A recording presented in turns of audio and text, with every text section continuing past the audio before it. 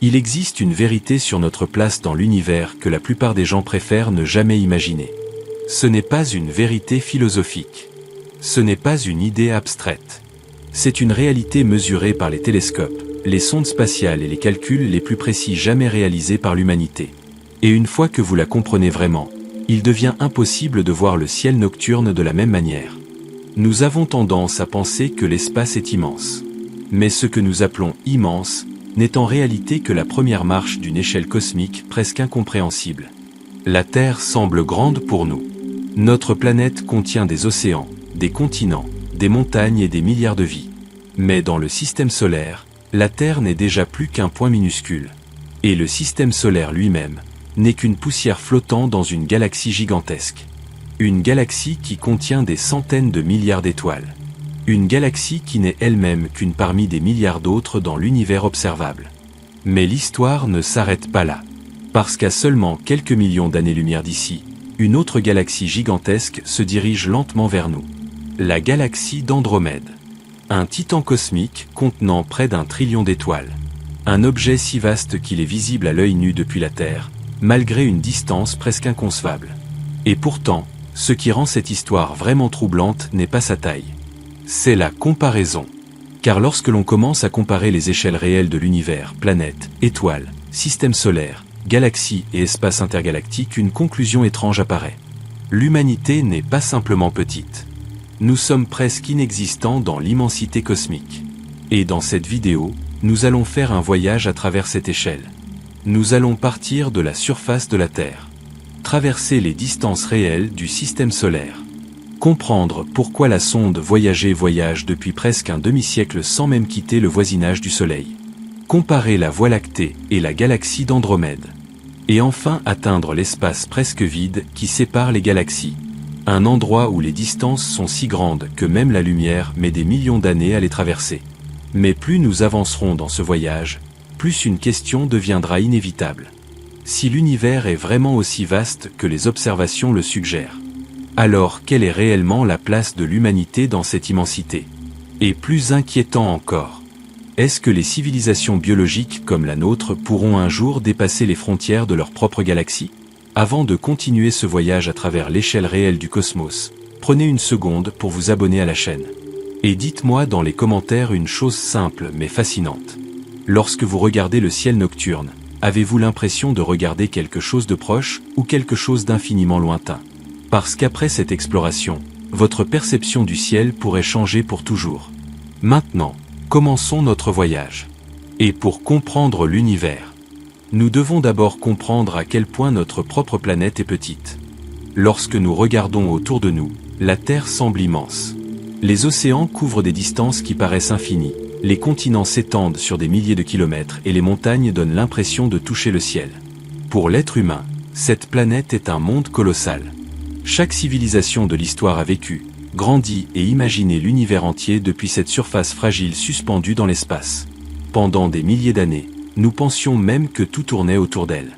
La Terre semblait être le centre naturel de la réalité. Mais lorsque les premières mesures astronomiques ont commencé à révéler les vraies distances du cosmos, cette illusion a commencé à se fissurer. Car même à l'intérieur de notre propre système solaire, la Terre n'est déjà plus grande chose. Notre planète mesure un peu plus de 12 000 km de diamètre. Cela peut sembler énorme pour une espèce qui traverse les océans avec des avions et des navires.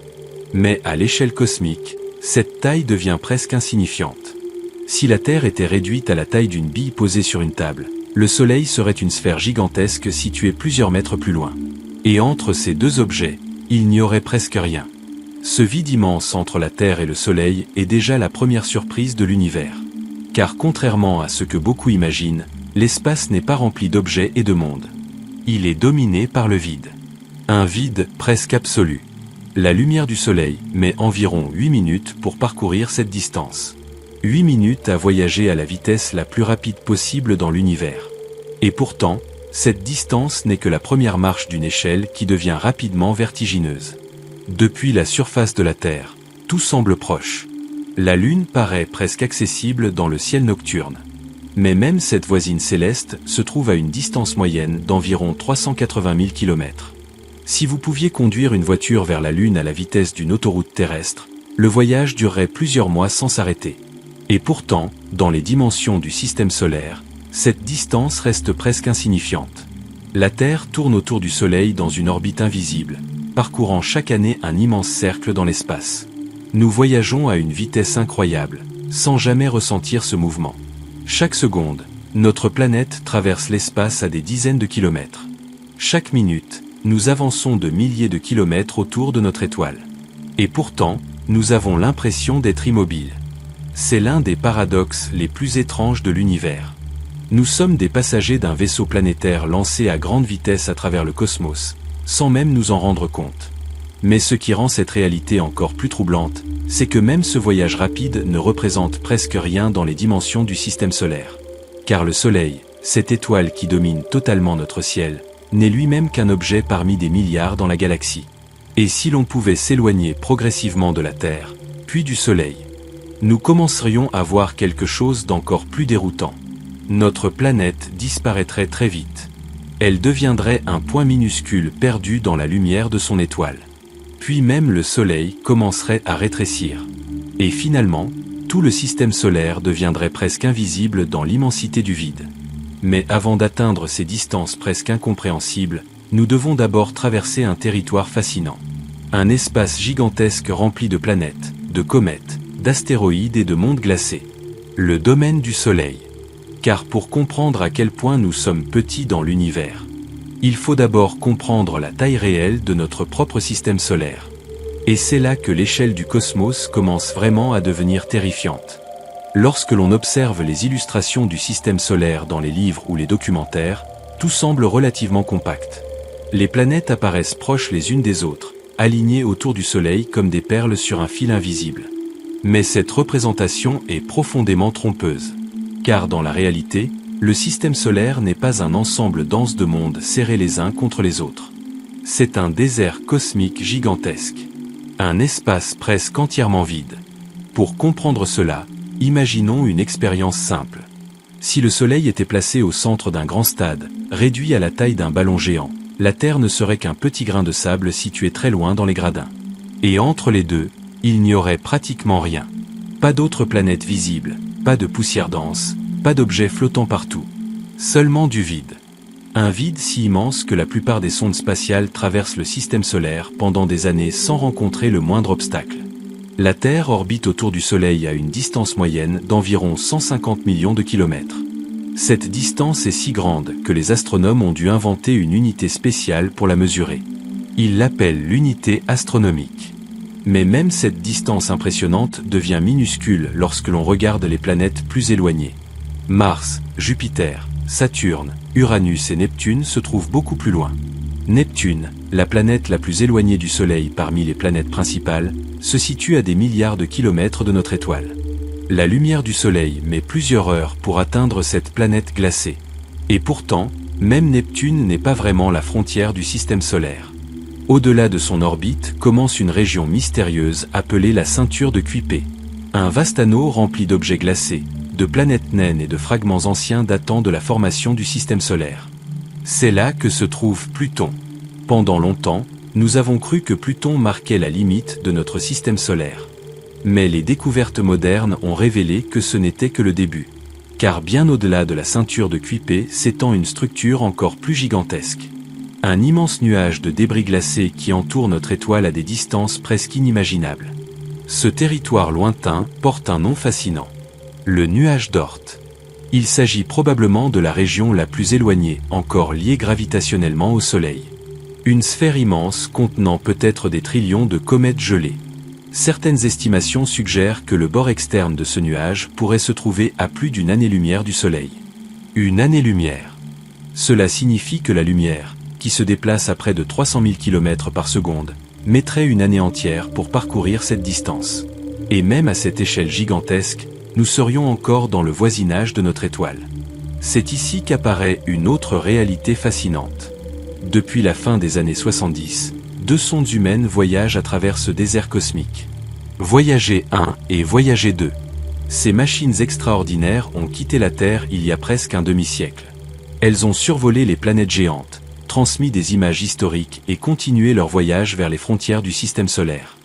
Mais malgré près de 50 années de voyage à une vitesse incroyable, elles n'ont même pas encore complètement quitté l'influence du Soleil. C'est une idée presque difficile à accepter. Un demi-siècle de voyage spatial, et nous sommes toujours dans le quartier de notre propre étoile. Cette simple réalité nous révèle quelque chose de profond sur la taille réelle du cosmos. Même les distances à l'intérieur d'un seul système stellaire sont déjà presque inimaginables pour une civilisation comme la nôtre. Mais ce n'est encore que le début de l'échelle cosmique. Car lorsque nous commencerons à nous éloigner encore davantage, le Soleil lui-même deviendra une simple étoile parmi des centaines de milliards. Et c'est à ce moment-là que nous commencerons à voir la véritable structure dans laquelle notre système solaire est perdu. La Voie lactée. Une galaxie si vaste que même la lumière met des dizaines de milliers d'années à la traverser. Et à cette échelle, notre système solaire disparaît presque complètement. Si l'on continue à s'éloigner du Soleil dans notre imagination, une chose devient immédiatement évidente. Le système solaire n'est pas seulement vaste. Il est incroyablement vide. Entre les planètes géantes et les régions lointaines du système solaire, les distances deviennent si grandes que les objets célestes semblent presque perdus dans l'espace. Jupiter, par exemple, la plus grande planète de notre système, orbite très loin du Soleil. Elle est si massive qu'elle contient à elle seule plus de 2 fois la masse de toutes les autres planètes réunies. Mais malgré sa taille gigantesque, même Jupiter n'est qu'un point minuscule à l'échelle du système solaire. Entre l'orbite de Mars et celle de Jupiter s'étend une région connue sous le nom de ceinture d'astéroïdes. Dans les films de science-fiction, cette zone est souvent représentée comme un champ dense de rochers flottants dans toutes les directions. Mais la réalité est très différente. Les astéroïdes sont séparés par des distances énormes. Une sonde spatiale peut traverser cette région pendant des années sans jamais s'approcher dangereusement d'un seul objet. Encore une fois, le vide domine. Puis viennent les planètes géantes. Saturne, avec ses anneaux spectaculaires. Uranus, incliné sur le côté comme une planète tombée. Et Neptune, un monde balayé par les vents les plus rapides du système solaire. Ces planètes semblent marquer une frontière naturelle. Mais en réalité, elles ne sont que les dernières grandes étapes avant les régions extérieures. Car au-delà d'elles commence un territoire encore plus étrange. La ceinture de Kuiper. Cette région s'étend sur des milliards de kilomètres et contient des millions d'objets glacés. Beaucoup sont plus petits que des planètes. Certains sont suffisamment grands pour être classés comme planètes naines. Pluton n'est que l'un de ces mondes. Lorsque la sonde New Horizon a survolé Pluton pour la première fois, elle a révélé un paysage incroyablement complexe. Des montagnes de glace, des plaines gelées, et des indices suggérant que même ce petit monde lointain pourrait posséder un océan sous sa surface. Mais même Pluton n'est pas la fin du voyage. Car si l'on continue encore plus loin, le Soleil devient progressivement une étoile parmi d'autres. Sa lumière devient plus faible. Sa chaleur disparaît. Et finalement, on atteint une région où les distances deviennent presque impossibles à représenter. C'est là que commence le nuage d'Oort. Un halo gigantesque d'objets glacés entourant notre étoile. Cette structure est si vaste que ses limites exactes restent encore incertaines. Mais les astronomes pensent qu'elle pourrait s'étendre sur des distances comparables à celles qui séparent les étoiles voisines. En d'autres termes, notre système solaire ne se termine pas vraiment par une frontière claire. Il se dissout lentement dans l'espace interstellaire. Et c'est ici que l'on réalise quelque chose de profondément troublant. Même après avoir traversé toutes ces distances incroyables, nous sommes encore incroyablement proches de chez nous. Car la prochaine étoile la plus proche du Soleil se trouve à plus de 4 années-lumière. Cela signifie que la lumière elle-même met plus de 4 ans pour effectuer ce voyage. Pour une sonde spatiale moderne, ce trajet prendrait des dizaines de milliers d'années. Et cette simple distance entre deux étoiles marque seulement le début de l'échelle galactique. Car si l'on continue à reculer encore davantage, le Soleil disparaît dans une mer d'étoiles. Et une nouvelle structure immense apparaît. Notre galaxie. La Voie lactée. Une cité cosmique contenant des centaines de milliards d'étoiles. Un océan de mondes où notre système solaire n'est qu'une étincelle presque invisible. Lorsque nous parlons de la Voie lactée, beaucoup imaginent simplement une bande lumineuse traversant le ciel nocturne. Pendant des millénaires, les civilisations humaines ont observé cette lueur diffuse sans vraiment comprendre ce qu'elle représentait.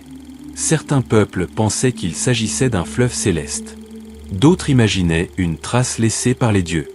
Mais la réalité révélée par l'astronomie moderne est bien plus vertigineuse. La Voie lactée n'est pas un simple nuage de lumière. C'est une galaxie immense. Une structure gravitationnelle gigantesque contenant des centaines de milliards d'étoiles. Chaque point lumineux dans cette bande blanche du ciel est en réalité une étoile semblable à notre Soleil. Certaines sont plus petites. Certaines sont beaucoup plus grandes. Et autour de beaucoup d'entre elles orbitent probablement des planètes, des lunes et peut-être même des formes de vie encore inconnues. Notre Soleil fait partie de cette immense cité cosmique. Mais il n'occupe pas une position centrale. Il se trouve dans une région relativement calme de la galaxie, à une distance énorme du cœur galactique. Cette région est située dans un bras spiral de la Voie lactée. Un bras rempli d'étoiles, de nuages de gaz et de poussière cosmique. Si nous pouvions observer la galaxie depuis l'extérieur, nous verrions une immense spirale lumineuse tournant lentement dans l'espace. Une structure gigantesque dont le diamètre dépasse largement l'imagination humaine. La lumière met des dizaines de milliers d'années pour traverser la Voie lactée d'un bord à l'autre. Cela signifie que si un signal lumineux partait d'un côté de la galaxie aujourd'hui, il n'atteindrait l'autre côté que dans un futur extrêmement lointain. À cette échelle, même la vitesse de la lumière semble presque lente. Et au milieu de cette structure colossale se trouve un objet encore plus étrange.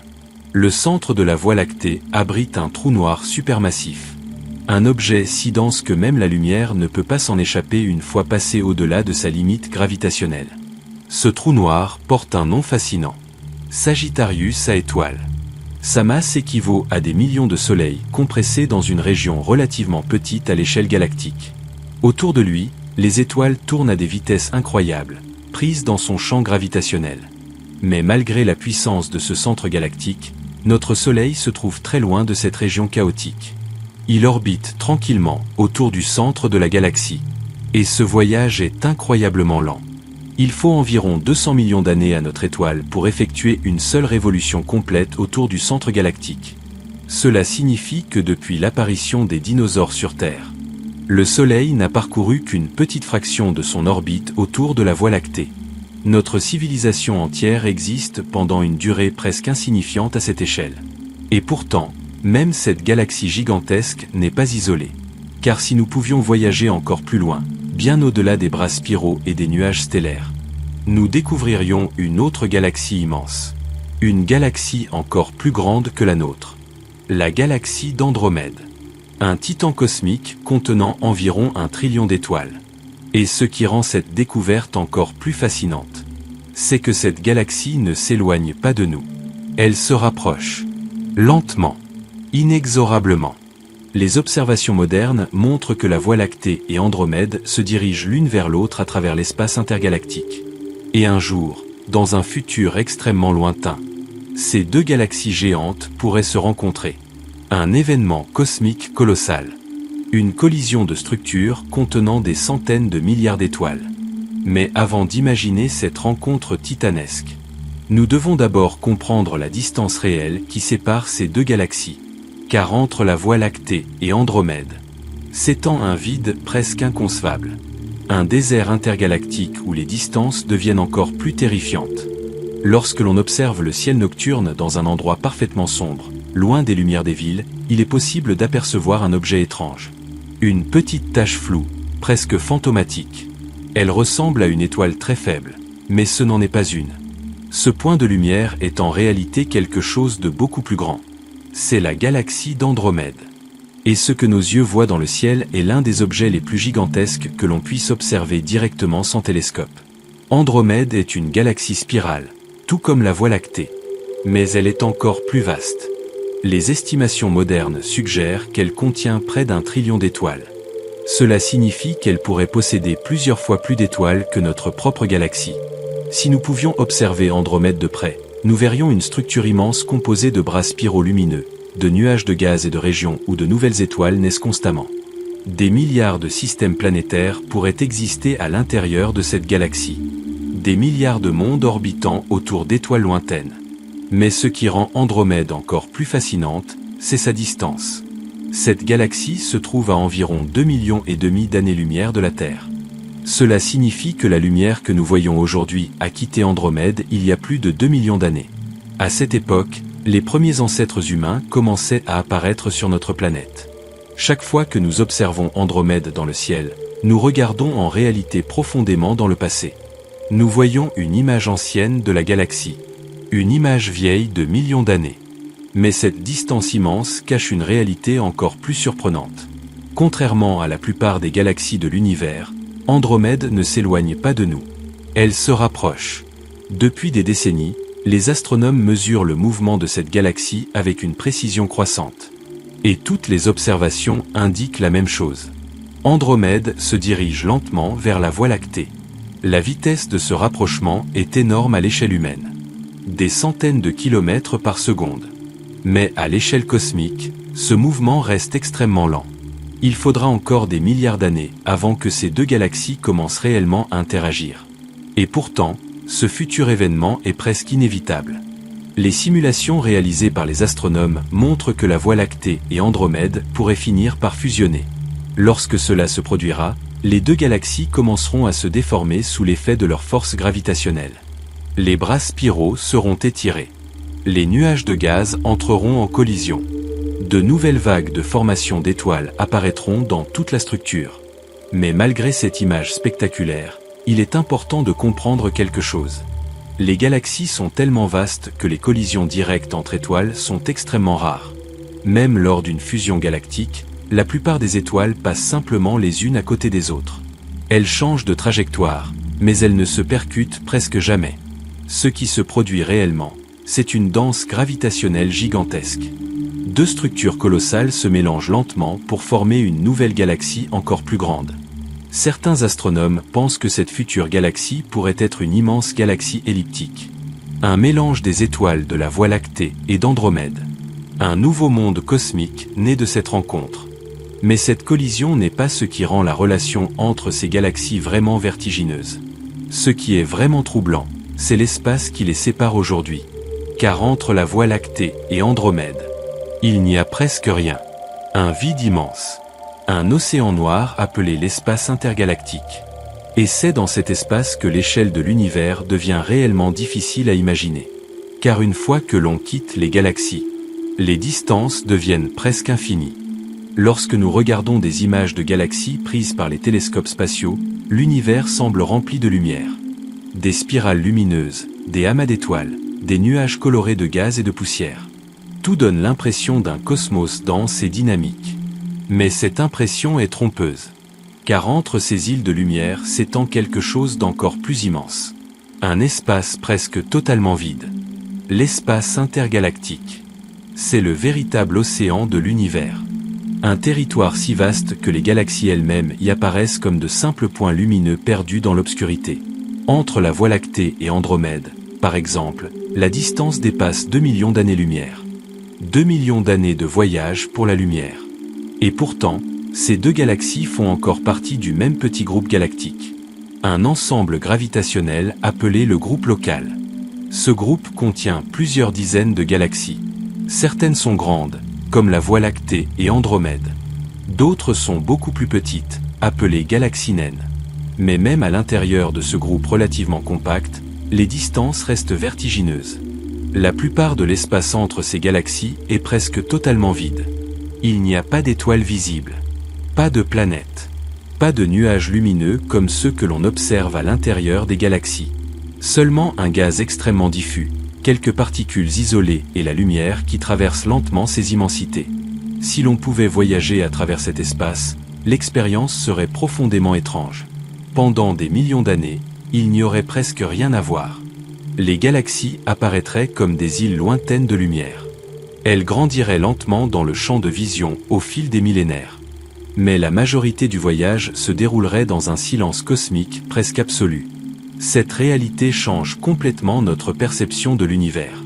Nous avons tendance à imaginer le cosmos comme un endroit rempli d'objets extraordinaires. Mais en réalité, la matière visible est extrêmement rare. Les galaxies sont comme des archipels dans un océan immense. Entre elles s'étend un vide presque pur. Et ce vide devient encore plus impressionnant lorsque l'on élargit l'échelle. Car notre groupe local n'est lui-même qu'une petite région dans une structure beaucoup plus grande. Les galaxies ne sont pas réparties au hasard dans l'univers. Elles forment des filaments gigantesques. Des réseaux cosmiques reliant des amas de galaxies à travers des distances incroyables. Entre ces filaments se trouvent des régions encore plus étranges. Des zones presque totalement dépourvues de galaxies. On les appelle les vides cosmiques. Certains de ces vides sont si vastes que même les galaxies les plus proches se trouvent à des centaines de millions d'années-lumière. Des régions gigantesques où l'obscurité domine presque complètement. Et c'est à ce moment que l'on commence à comprendre quelque chose de profondément troublant. L'univers n'est pas seulement grand. Il est presque inconcevablement vide. La matière qui compose les étoiles, les planètes et les galaxies représente une fraction minuscule de l'espace total. Tout le reste est un désert cosmique. Un vide silencieux qui s'étend dans toutes les directions. Mais ce vide cache encore une autre réalité étrange. Car même les galaxies, les amas et les filaments cosmiques ne sont pas les plus grandes structures de l'univers. Il existe des échelles encore plus vastes. Des structures si immenses qu'elles redéfinissent complètement notre idée de la taille du cosmos. Et lorsque nous atteignons cette échelle, la Voie lactée et Andromède deviennent elles-mêmes presque invisibles. Lorsque les astronomes ont commencé à cartographier la position de millions de galaxies dans l'univers, ils s'attendaient à trouver une distribution plus ou moins uniforme. Une sorte de dispersion aléatoire de galaxies dans toutes les directions. Mais les observations ont révélé quelque chose de beaucoup plus étrange. À grande échelle, les galaxies ne sont pas réparties au hasard. Elles forment une structure gigantesque appelée le réseau cosmique. Un immense maillage de filaments lumineux qui s'étend à travers l'univers observable. Dans ces filaments se trouvent des milliards de galaxies. Certaines sont regroupées en amas colossaux contenant des centaines ou même des milliers de galaxies. Ces amas sont reliés entre eux par des ponts gravitationnels invisibles composés de matière et de gaz. Si nous pouvions observer l'univers à cette échelle gigantesque, il ressemblerait presque à une toile. Une immense toile cosmique. Les filaments formeraient les lignes de cette toile. Les amas de galaxies seraient comme des nœuds lumineux. Et entre ces structures, s'étendraient les vides cosmiques. Des régions presque totalement dépourvues de galaxies. Certaines de ces cavités sont si vastes qu'elles mesurent des centaines de millions d'années-lumière de diamètre. À cette échelle, même les galaxies géantes deviennent presque insignifiantes. La Voie lactée, avec ses centaines de milliards d'étoiles, n'est qu'un point microscopique dans ce réseau colossal. Et notre Soleil disparaît complètement dans cette immensité. Ce qui rend cette structure encore plus fascinante, c'est la manière dont elle s'est formée. Juste après le Big Bang, l'univers était rempli d'un plasma chaud et dense. Mais ce plasma n'était pas parfaitement uniforme. De minuscules variations de densité existaient déjà. Avec le temps, la gravité a amplifié ces variations. Les régions légèrement plus denses ont attiré davantage de matière. Et lentement, sur des milliards d'années, les premières galaxies se sont formées. Ces galaxies ont ensuite commencé à s'organiser en groupes, en amas et en superamas. Les filaments du réseau cosmique sont le résultat de cette évolution gravitationnelle. Ils représentent les routes invisibles par lesquelles la matière circule à travers l'univers. Le gaz intergalactique s'écoule lentement le long de ces filaments. Il alimente la formation de nouvelles galaxies. Il nourrit les trous noirs supermassifs au cœur des galaxies. Et il participe à l'évolution constante du cosmos. Mais même cette structure gigantesque ne représente qu'une petite partie de l'histoire. Car au-delà du réseau cosmique, se trouve la limite de ce que nous pouvons observer. L'univers observable. Une sphère gigantesque centrée sur notre position dans le cosmos. Sa taille dépasse largement l'imagination humaine. Des milliards de galaxies se trouvent à l'intérieur de cette région. Chacune contenant des milliards d'étoiles. Chacune pouvant abriter des mondes, des océans, des atmosphères et peut-être même des civilisations. Et pourtant, malgré cette richesse incroyable, la plus grande partie de l'univers reste invisible. Car une grande fraction de la matière et de l'énergie qui composent le cosmos n'émet aucune lumière. La matière noire. Et une force mystérieuse appelée énergie noire. Ces deux composantes dominent la structure et l'évolution de l'univers. Mais elles restent encore largement incomprises. Et lorsque l'on réalise cela, une nouvelle question apparaît. Si l'univers observable est déjà si immense, que pourrait-il exister au-delà de ce que nous pouvons voir ? Car les observations suggèrent quelque chose d'encore plus troublant. L'univers pourrait être bien plus grand que la portion que nous sommes capables d'observer. peut être infiniment plus grand. Et à cette échelle, la Terre, le Soleil et même la Voie lactée deviennent presque impossibles à distinguer. Après avoir parcouru cette échelle cosmique, une réalité commence à émerger lentement. Une réalité que l'esprit humain n'est pas naturellement préparé à accepter. Nous ne sommes pas simplement petits dans l'univers. Nous sommes presque imperceptibles. La Terre, avec toute son histoire, ses océans, ses civilisations et ses milliards d'êtres vivants, n'est qu'un point minuscule orbitant autour d'une étoile ordinaire. Notre Soleil lui-même n'est qu'une étoile parmi des centaines de milliards dans la Voie lactée. Et cette galaxie gigantesque n'est qu'une parmi des milliards d'autres dans l'univers observable. Lorsque les astronomes ont commencé à comprendre cette hiérarchie cosmique, elle a profondément transformé notre vision de la réalité. Pendant longtemps, l'humanité s'est imaginée au centre de l'existence. Puis nous avons découvert que la Terre n'était qu'une planète parmi d'autres. Ensuite, nous avons compris que notre Soleil n'était qu'une étoile ordinaire. Et finalement, nous avons réalisé que notre galaxie elle-même n'occupe aucune position privilégiée dans le cosmos. Chaque étape de cette découverte nous a déplacés un peu plus loin du centre. Mais cette révélation n'est pas seulement philosophique. Elle a des implications très concrètes.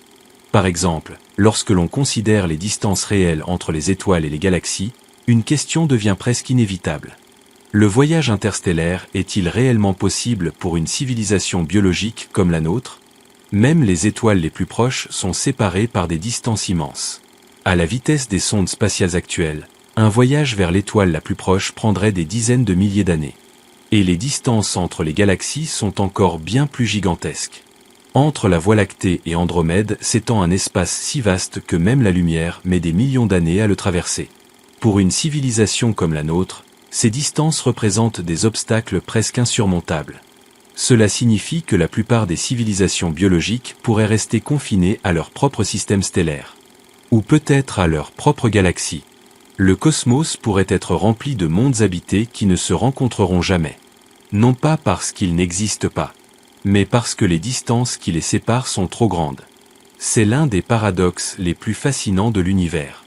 Un cosmos peut être rempli de vie, mais silencieux à cause de son immensité. Et pourtant, malgré cette réalité vertigineuse, il existe une autre manière de voir notre place dans l'univers. Car même si nous sommes incroyablement petits, nous possédons quelque chose d'extraordinaire. La capacité de comprendre. Sur une petite planète orbitant autour d'une étoile ordinaire, une espèce est apparue capable de regarder le ciel et de mesurer les distances entre les galaxies. Une espèce capable de construire des télescopes qui observent la naissance des premières étoiles. Une espèce capable d'envoyer des sondes au-delà des planètes et de cartographier l'univers observable. À l'échelle cosmique, cela pourrait être l'une des choses les plus rares qui existent. Une conscience capable de contempler l'univers. Et peut-être que la véritable signification de notre place dans le cosmos ne réside pas dans notre taille, mais dans notre capacité à regarder l'immensité et à essayer de la comprendre. Car chaque découverte que nous faisons nous rapproche un peu plus de cette réalité incroyable. L'univers n'est pas seulement immense. Il est aussi profondément mystérieux. Et quelque part, sur cette petite planète bleue perdue dans une galaxie ordinaire, nous sommes en train de commencer à le découvrir. Après tout ce voyage à travers l'échelle de l'univers, il devient difficile de regarder le ciel nocturne de la même manière. Chaque étoile que vous voyez dans l'obscurité n'est pas simplement un point lumineux. C'est un soleil. Un système potentiel de planètes. Un endroit où l'histoire cosmique continue de se dérouler silencieusement depuis des milliards d'années. Et pourtant, même ces étoiles ne représentent qu'une infime partie de ce qui existe réellement. Car derrière chacune d'elles se trouvent des galaxies entières. Et derrière ces galaxies, un univers presque inconcevablement vaste. Lorsque nous commençons à comprendre ces distances, une réaction naturelle apparaît souvent. Un sentiment de vertige. L'impression que l'humanité est insignifiante face à l'immensité du cosmos. Mais il existe une autre façon de regarder cette réalité. Car même si notre planète est petite, même si notre étoile est ordinaire, même si notre galaxie n'est qu'une parmi des milliards, nous sommes peut-être l'une des rares espèces capables de comprendre cela. L'univers a produit quelque chose d'extraordinaire. Une conscience capable d'observer l'univers lui-même. Une intelligence capable de mesurer les distances entre les galaxies. Une civilisation capable d'envoyer des machines au-delà des planètes et de regarder la naissance des étoiles. C'est une idée profondément fascinante. Dans un cosmos presque infiniment grand, une petite planète bleue possède des êtres capables de contempler toute cette immensité. Et peut-être que la véritable importance de l'humanité ne se mesure pas en taille, mais en curiosité. Car chaque génération regarde un peu plus loin dans l'univers. Chaque nouveau télescope révèle des galaxies plus anciennes.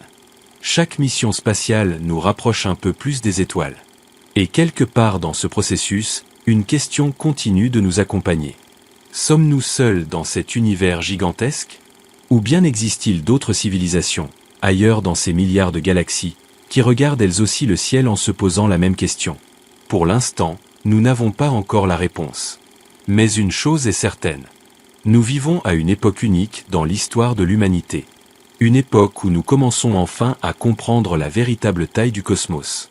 Et ce n'est probablement que le début. Si vous aimez explorer les mystères de l'univers, abonnez-vous à la chaîne pour continuer ce voyage à travers le cosmos. Et dites-moi dans les commentaires une chose simple mais fascinante. Après avoir découvert l'échelle réelle de l'univers, est-ce que cela vous fait sentir plus petit? Ou au contraire, plus émerveillé par l'existence? Parce que parfois, comprendre à quel point l'univers est immense, c'est aussi comprendre à quel point il est extraordinaire que nous soyons ici pour l'observer.